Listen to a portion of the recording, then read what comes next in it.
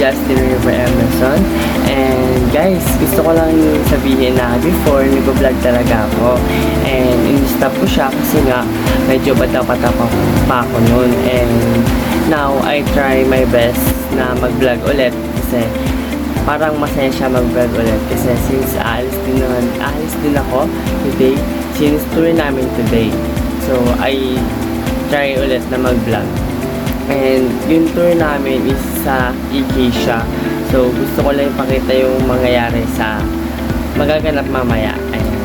And guys, also, what time check? Time check na? What time na? So, it's already 2:03 a.m. So, ang travel namin later is 4 a.m. daw. So, kailangan nang makaalis ng 3 a.m. kasi nga ang school ko is sumula dito sa San Mateo Road hanggang SM Fairview. So, ganun siya kalayo, guys. So, kailangan umalis ng 3 a.m. sakto para makapunta dun sa school. Kasi if ever na hindi ako makapunta dun sa school, baka maiwan ako ng bus. So, ano na lang guys, see you later na lang. And maliligo muna ako, kakain muna ako.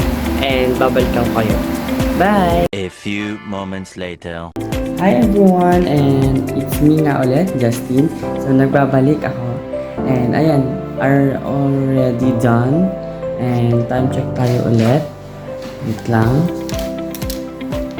So, ayan guys. Wait lang. And, naghahantay na din yung kaklase ko. Kasi magti-3 na. Naghahantay siya sa COA. Doon kami magkikita papuntang school. So, ayun guys. Namatay. Ayan.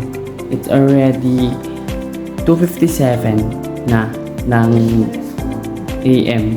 And also, ayan, magta-travel na ako papuntang COA. And dalawang sakay kasi ako actually. Kaya magta-travel ako papuntang COA. And pag after that, doon na kami, travel na kami ulit papuntang school na. Ayan guys. So, see you. And actually, hindi ito yung pinaka-outfit namin. Ito lang sa ngayon kasi nga, field trip, diba? You know naman na ganun talaga siya. And, ayan. Magpapalit pa ako later. So, see you ulit doon sa EK. Bye! A few minutes later.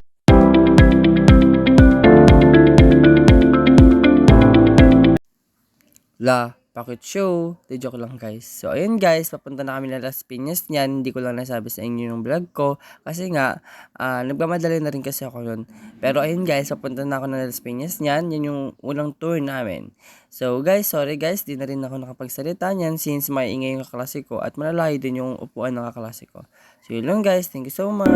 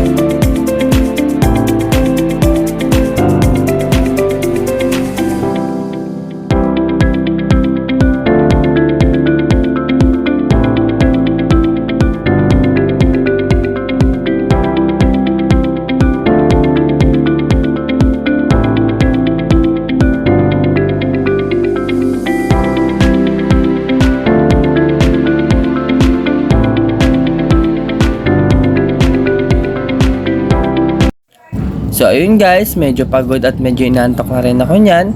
And talagang hindi na ako makapag-vlog kasi nga inaantok na ako. Pero guys, pauwi na kami niyan. And ayun, malapit na kami sa Manila. And yun lang guys, thank you so much.